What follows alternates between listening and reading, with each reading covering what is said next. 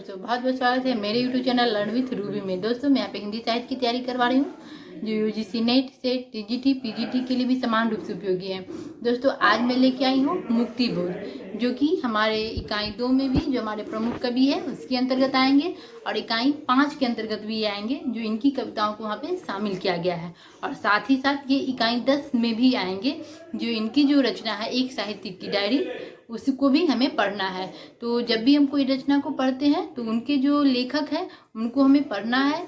इसीलिए ये जो मुक्ति बोध है ये हमारे 3 इकाई के लिए भी बहुत जरूरी है। दोस्तों, ध्यान से देखिएगा, बहुत ही महत्वपूर्ण वीडियो है। सबसे पहले है मुक्ति बोध।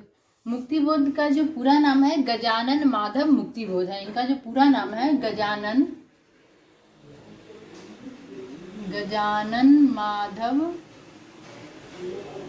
माधव और माधव मुक्ति बोध। दोस्तों, इनका जो जन्म वर्ष है वो है 1917। और हमारे एक और जो लेखक है उनका भी जन्म 1917 है, वो है त्रिलोचन। इनका भी जो जन्म है वो 1917 में है। तो इस प्रकार हमारे 2 जो लेखक हो गए उनका जन्म 1917 में हो गया, एक मुक्ति बोध और एक त्रिलोचन। तो इसको जो याद करने का एक छोटा सा लाइन है, देख लीजिए। त्रिलोक से होता है दोस्तों तीनों लोक, यानी कि तीनों लोक मतलब जमीन पाताल और आकाश जो होता है त्रिलोक, यानी त्रिलोक से 17 बार मुक्त करो।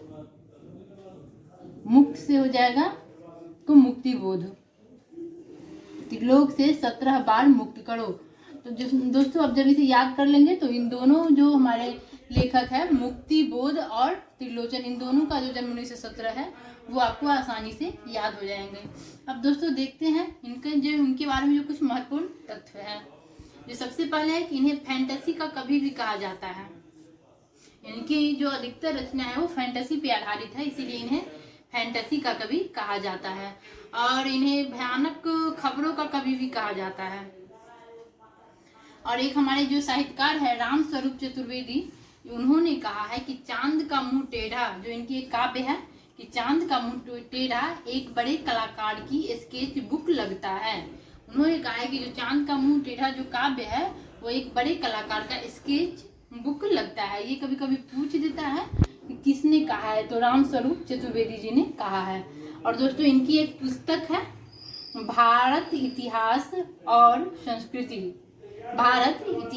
संस्कृति पर एक पुस्तक है जिसे पर मध्य प्रदेश सरकार ने रोक लगा दिया।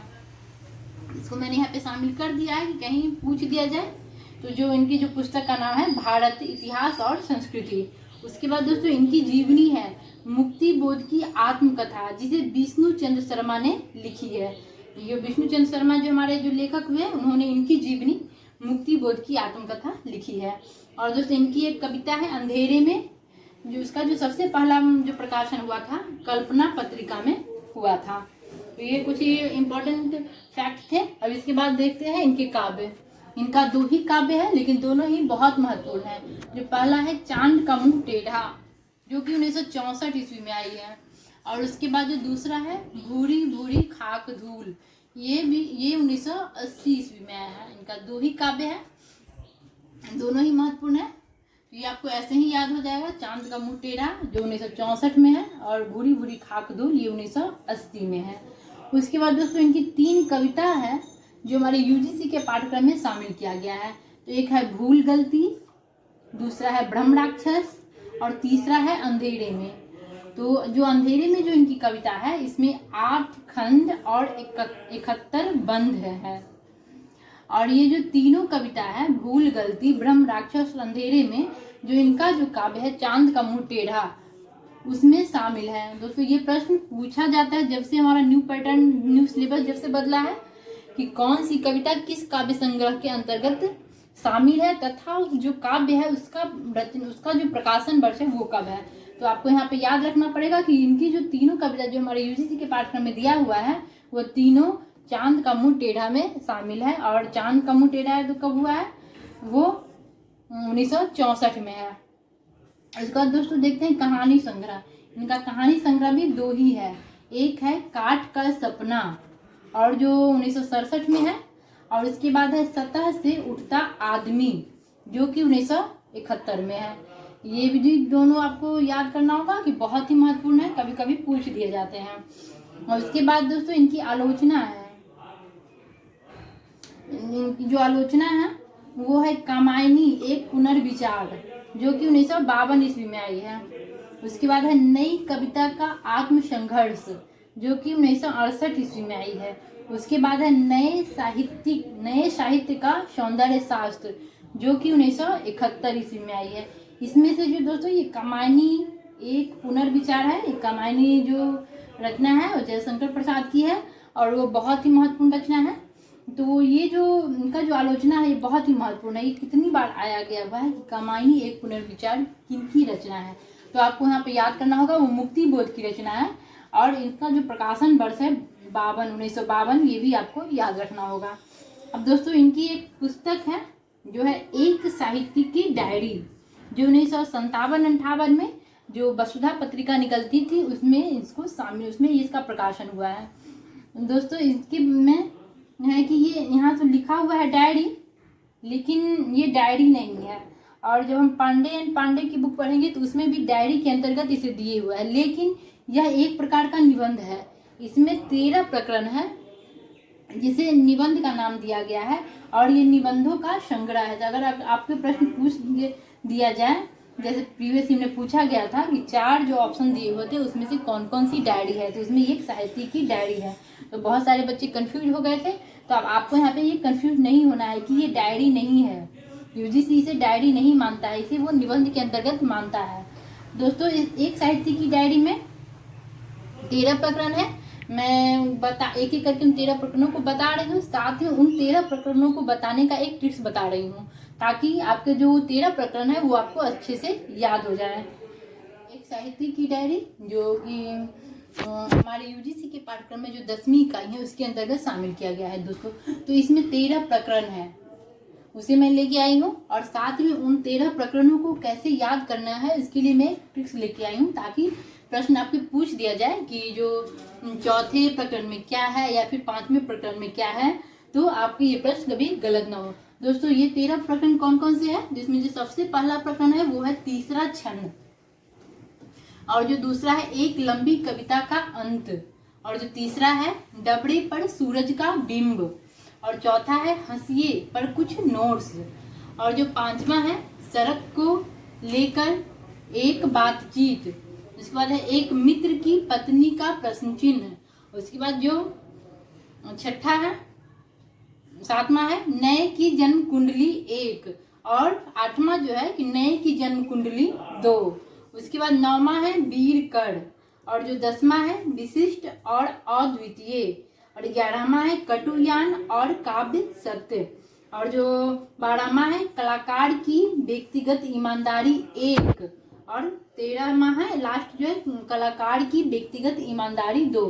यहाँ दोस्तों इसमें 13 जो प्रकरण है और हर प्रकरण के अंदर मतलब क्या लेखक कहना चाह रहे हैं इसके लिए मेरे पास नोट्स है जिसको मैं कल के वीडियो में आपको बताऊंगी अपने नोट्स से, क्योंकि यहाँ पे उसको पढ़ाना संभव नहीं है। इसीलिए मैंने सिर्फ इस 13 प्रकरण को शामिल किया है। और इन प्रकरणों को ट्रिक से कैसे आपको याद करना है मैं ये आपको बता रही हूँ, और इस प्रकरण में क्या खास है, लेखक ने क्या कहा है, वो मैं अपने नोट्स से पढ़ाऊंगी जो कि मैं कल के वीडियो में लेके आऊंगी। तो यहाँ पे देख लेते हैं जो ट्रिक्स क्या है इन 13 जो प्रकरण है इसको याद करने का। तो आपको याद करना होगा मुक्ति बोध। तो मुक्ति बोध से तो आप मुक्ति बोध समझ जाएंगे। मुक्ति बोध के तीसरे छंद से तीसरा छंद में लंबी कविता का अंत।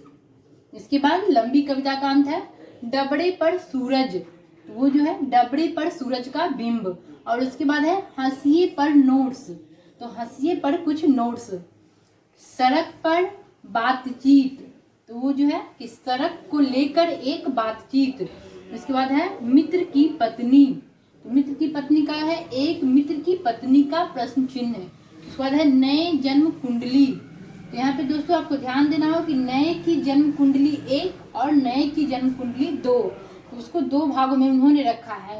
तो वो है नए जन्म कुंडली, उसके बाद जो है हमारा 9वां हो जाता है वीरकर, तो यहाँ से वीरकर, और विशिष्ट, विशिष्ट जो है वो हो गया विशिष्ट और अद्वितीय। उसके बाद जो है काव्य सत्य, तो काव्य सत्य का जो है कटुयान और काव्य सत्य। और उसके बाद उनका जो 12वां है कि जो व्यक्तिगत ईमानदारी, यानी कि कलाकार की व्यक्तिगत ईमानदारी 1 और कलाकार की व्यक्तिगत ईमानदारी 2। तो आप देखिए मैंने इन 13 प्रकरण को इसमें शामिल किया है। अब इसे एक बार देख लेते हैं पूरा से कि मुक्ति बोध के तीसरे क्षण में लंबी कविता का अंत हो गया। डबरे पर सूरज और हंसिए पर नोट्स लिए सड़क पर बातचीत करते हुए जा रहा था। तभी मित्र की पत्नी नए जन्म कुंडली लेकर वीरकर के पास आ गई और विशिष्ट काव्य सत्य के बीच व्यक्तिगत ईमानदारी होती है, व्यक्तिगत ईमानदारी होती है। दोस्तों इन 13 प्रकरणों को मैंने इसमें शामिल कर दिया है, जो अब 1-2 बार पढ़ेंगे तो आपको ये आसानी से याद हो जाएगा।